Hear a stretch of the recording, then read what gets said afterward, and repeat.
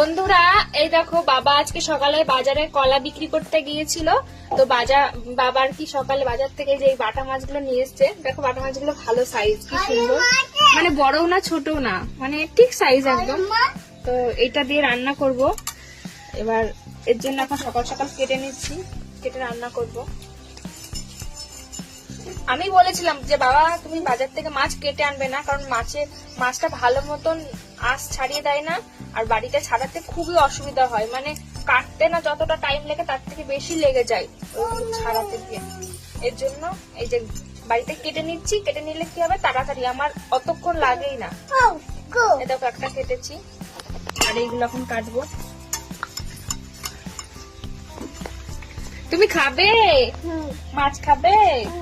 তাই কি মাছ খাবে? এই মাছ। আমি এখন এইগুলো মাছ কেটে চট জলদি রান্না করব, কারণ দাদা মানে ওই যে এই কুচকুটার বাবা এসেছে, মাঠে গেছে, ওই দাদা হচ্ছে আসবে, খাওয়া দাওয়া করবে আমাদের বাড়িতে। এর জন্য আমাকে এখন মানে সকালের খাবার বুঝতেই পারছো 10টার মধ্যে সবাই খাওয়া দাওয়া করে, তার জন্য তাড়াতাড়ি করে কেটে আমাকে এখনই রান্না করতে হবে। আবার এরাও দুজনা খাওয়া দাওয়া করবে। তো চলো তোমাদের সাথে পরে কথা বলবো বন্ধুরা, আমার এখন একদম সময় নেই, আমি খুবই ব্যস্ত আছি। মাছ কেটে ধুয়ে আবার সব মশলাপাতি করে রান্না করব, কারণ ছোট ছোট বাচ্চা দুটো আছে, ওদের সকালে ডিম সেদ্ধ আর কলা করে দিয়েছি।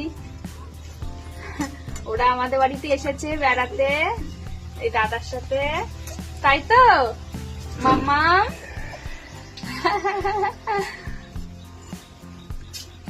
আমার দুই মাম্মাম, আমার দুটো মাম্মাম, একটা বড় মাম্মাম একটা ছোট মাম্মাম।